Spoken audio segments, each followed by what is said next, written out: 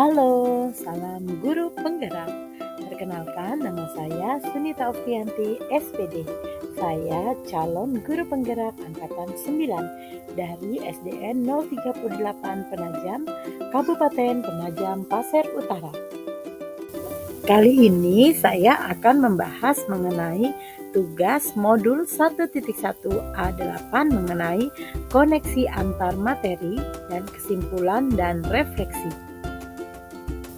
Kali ini berdasarkan pembelajaran mengenai modul 1.1 dapat ditarik kesimpulan yaitu pendidikan dan pengajaran tidaklah sama. Pengajaran adalah bagian dari pendidikan.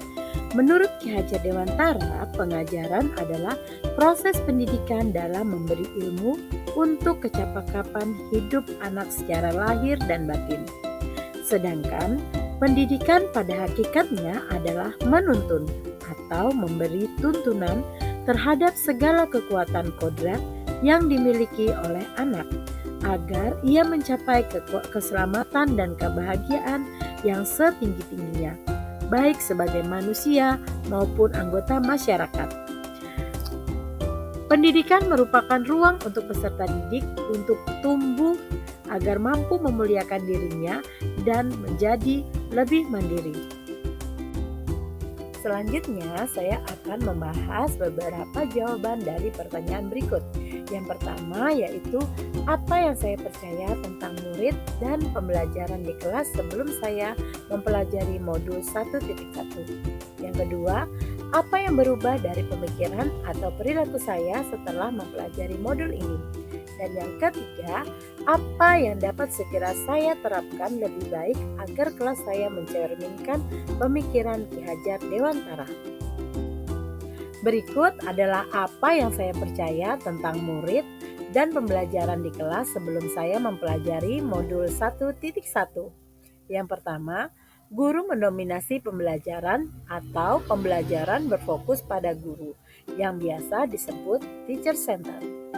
Yang kedua, ketuntasan dalam penyampaian materi lebih penting daripada memahami karakteristik siswa, sehingga guru kurang memahami karakteristik siswa.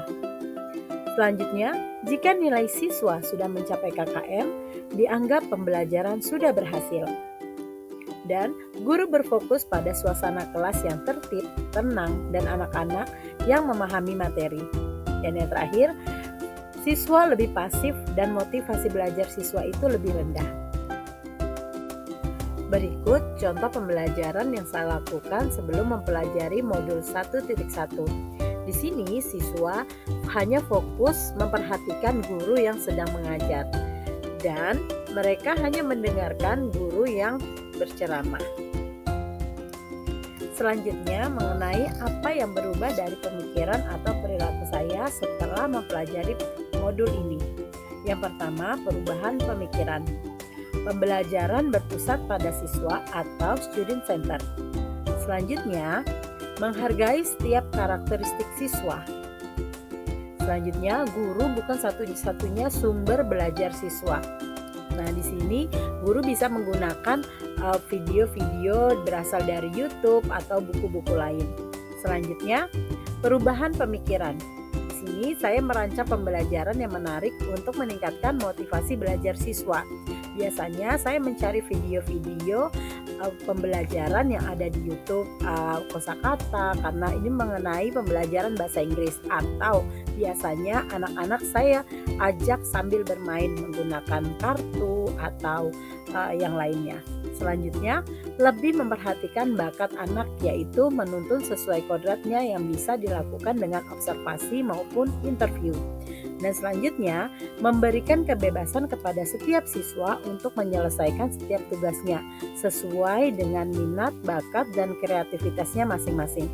Contohnya, dalam berdialog, saya biasanya mengajak siswa untuk langsung berdialog. Boleh anak-anak itu memilih temannya sendiri berdialog langsung di depan, atau dia membuat dialognya dalam bentuk tulisan seperti menggambar, membuat gambar-gambar, kemudian dituliskan dialognya seperti apa. Berikut contoh pembelajaran yang saya lakukan setelah mempelajari modul 1.1. Itu merupakan video dialog anak-anak secara langsung di depan kelas. Selanjutnya, ada gambar foto yang menunjukkan mereka sedang menonton video pembelajaran. Dan yang terakhir merupakan foto mereka sedang berdialog menggunakan kartu. Berdasarkan pembelajaran ini, apa yang dapat segera saya terapkan lebih baik agar kelas saya mencerminkan pemikiran Ki Hajar Dewantara? Yang pertama, menerapkan konsep merdeka belajar dengan mencapai profil pelajar Pancasila. Yang kedua, pembelajaran yang mengutamakan aspek budi pekerti.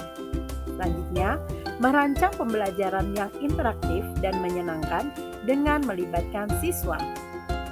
Kemudian, menerapkan sistem AMONG, yaitu pendidikan yang menuntun bukan menuntun. Dan yang terakhir, pembelajaran yang sesuai kodrat alam dan zaman, mengintegrasikan permainan dalam pembelajaran.